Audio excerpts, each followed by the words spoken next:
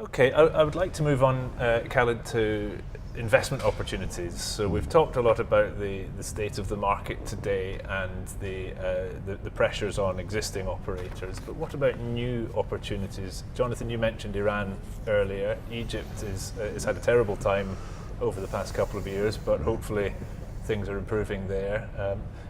Khaled, where do you see the sort of the growth markets for hotel investment? I think that there are, today if you speak to any investor in the region, whether Abu Dhabi or Dubai, they don't want hotels. They will say, oh, we have enough hotels. But I, as I always said, first of all, it's cyclic business.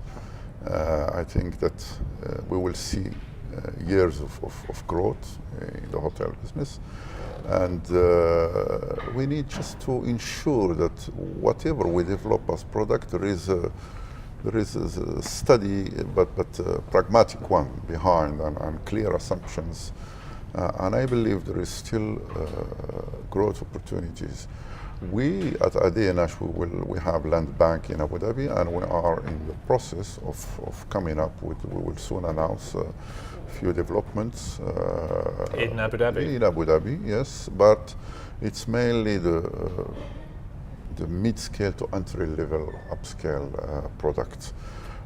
Because are you talking about Abu Dhabi Island or Abu Dhabi Island itself? There is still a need of very good quality hotels, mid-scale, and good quality resorts as well. We believe that the segmentation is changing and will continue to change. Abu Dhabi has a lot of opportunities to attract tourists from Europe as well as from Asia. So when you say the segmentation is changing, you mean the geographies that people are coming from? Or do you mean profile of customers. So how is it changing? Because of Abu Dhabi, they have been relying on government and oil and gas business. And as we can feel that it has been shrinking and it impacted the average room rate. So we believe that today hotels will be attracting in line with tourism commission in Abu Dhabi. They are focusing on getting tour operators to Abu Dhabi, and they have all the ingredients to succeed and to achieve that. So we want to be part of that vision, and we are ready to develop hotels that will appeal to that particular segment. Okay. And Jonathan, where do you see the growth opportunities for hotel investors in the region? Well, and globally, we've got. I'm quite keen on Latin America at the moment. I know it's not the region, but it's just outside the region. Just outside the region, but I'm quite keen on Latin America at the moment. We've invested in a conference in that part of the world, and we're going into Cuba, which is like terribly exciting. A lot of growth potential on that whole market in South America. Lots of American money going into Cuba. Absolutely. And again, in the rest of South America, some of these countries are starting to, there's political reforms going on. It seems to be happening in Brazil right now, Argentina as well, so we're seeing opportunities there. In this region, 13 years ago, I would have thought that we would have been much further down the road than we are today. What do you mean by that? In terms of, you mean in diversification? I think geographic. Right. It's concentrated. It's concentrated in this part in the Gulf states and in Dubai and Abu Dhabi. I think that the potential is just much more.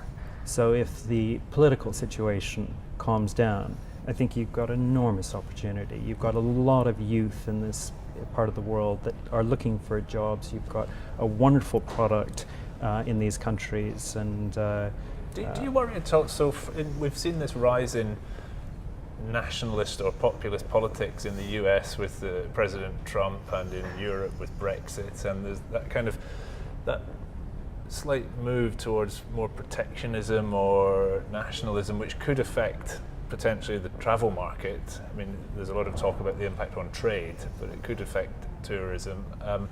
Do you see that as being a potential threat to the industry on a global level, I guess? Oh, absolutely. Yeah, absolutely. I mean, are we people we are talking- all about open borders. Our industry, tourism, is all about open borders. We need to, and if without that, we don't. It's true. Ultimately, we don't have a sustainable business, do we? Yeah, it's true. I mean, flexibility of traveling here and there and exchanging between the countries, that's what create the dynamics that fuel the demand within the hotels. And we hope that Mr. Trump will change his views on things. And I wonder if he's just the representative of a wider populist feeling. That people are. It is unfortunately insular. raising, unfortunately, even in France as well today, and in Italy. So those parts, but. Let's hope for better days. Let's hope.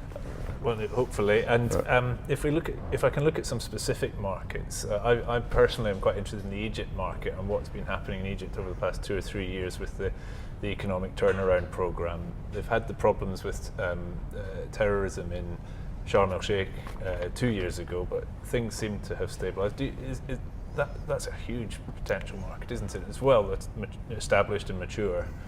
I think it's huge, but as you mentioned, the security is key in Egypt, and thanks God in this region, we are blessed with that security, and that really enabled us to move to grow. Egypt, I think, once that key component, which is security, is very well looked after, it has huge opportunities. But unfortunately today, the hotels have suffered from what did happen during the last, I wouldn't say last 2 years, but the last 4 years now. So they are in a bad state, let's say, in terms of they all need to be renovated, so there have been no funds. And I think the investment climate has been very difficult. Yes, sure. And it's an opportunity for investors from the Gulf eventually to come up and participate in that tourism development and hotel development process in Egypt. And Jonathan, Egypt for you, is that one just to keep an eye on, but nothing's going to change quickly? Or? Well, we've certainly had our Egyptian briefing, part of the AHIC series, in Cairo for the last couple of years. So it is absolutely a market that we're interested in. But yeah, as you say, security is key. It's key. Just touching on Iran, you say that the Iran conference, your Iran conference, is happening soon, tomorrow, in fact, as we speak. What are the sort of dominant 2 or 3 trends there? It's to get international expertise into the sector? Well, we have 50% of the delegates are from Iran, 50% from the rest of the world, primarily from the Gulf states and Europe. So it'll be a nice place for us to exchange best practice with the Iranians, and of course how the Iranians do business as well, and how we can learn from each other in that marketplace, because typical management contracts are not typical at all, and so we need to showcase how we do our business, how we run our business, and move it forward. But in markets like that where the investment is just beginning, then you need to look at structures that can support that, and I think that's things like mixed use. So you can provide for funding through the residential sales to develop the hotel, and so we're seeing, I think that's a big focus at the moment in Iran. But certainly there's one international brand there at the moment, opened last year. It's a Novotel Nevis at the airport. Yeah. So this is like Moscow 25 years ago, when you had the Radisson Slovenskaya there. And look what's happened to that marketplace. And the same will happen because they want to be just like the rest of us, and they want to have these brands. They want a big experience that we're going to take a group of us skiing afterwards and go see the mountains. So. But let's hope that they will change their way of looking at things in the region, because politically it's not Yeah, the right climate today, and really they have to reconsider their moves into the region globally and their approach. Apart from that, I think, of course, there are huge opportunities in Iran. Khaled, you mentioned about you're looking at investing in Abu Dhabi, and you briefly touched on Ras Al Khaimah. What other opportunities are there around the UAE for hotel investment? Look, we have a very successful hotel in Dubai, which is Sofitel in GBR, and we are looking enthusiastically to opportunities around the coast of Dubai. So yeah, we would like to take opportunities as they arise in Dubai. Fujairah as well. It's an emirate that it's growing. Yeah, it's Emirates in general, but again, main focus for the time being will be Abu Dhabi because of the land bank that we already have. So we are in the process of developing these lands.